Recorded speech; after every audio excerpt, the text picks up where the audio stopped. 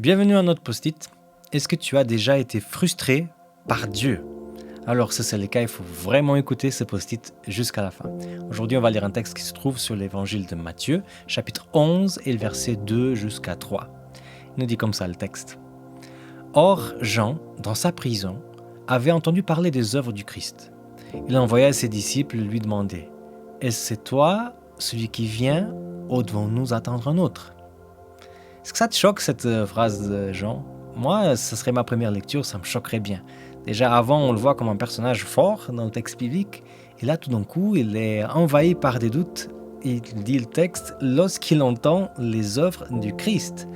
Alors, pourquoi il est rempli de doutes? Jésus était en train de faire des belles choses, en train de guérir, en train de prêcher, en train d'expulser des démons. Pourquoi cela le frustre? En fait, parce que tout simplement, le Jésus qui était là, c'était pas le Jésus qu'il imaginait. En fait, il avait construit une autre image de ce que ça serait le Messie. Et là, devant le vrai Messie, il sent cette énorme frustration parce que les deux, ils ne collent pas. Et il va se dire, bon, je vais faire quelque chose, je vais envoyer des personnes pour enquêter, parce que j'arrive pas à vivre avec cette frustration dans mon cœur. Est-ce que cela t'est déjà arrivé avec Dieu? Tu attends que Dieu va agir d'une façon très précise dans ta vie. Et tout ce que tu as, c'est une non-action ou alors un silence de sa part. C'est difficile à vivre ça. Et souvent, nous, quand on vit des choses comme ça, on tombe dans le désespoir.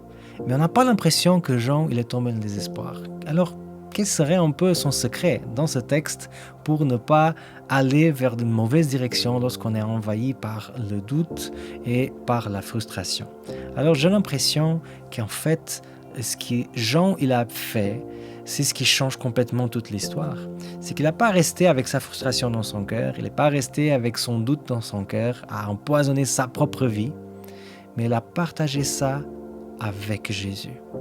Si un jour il y a quelque chose qui se passe entre toi et Dieu, où tu te sens frustré, ne reste pas avec ça dans ton cœur. Parle à lui de ce que tu sens. Présente ta frustration devant Dieu.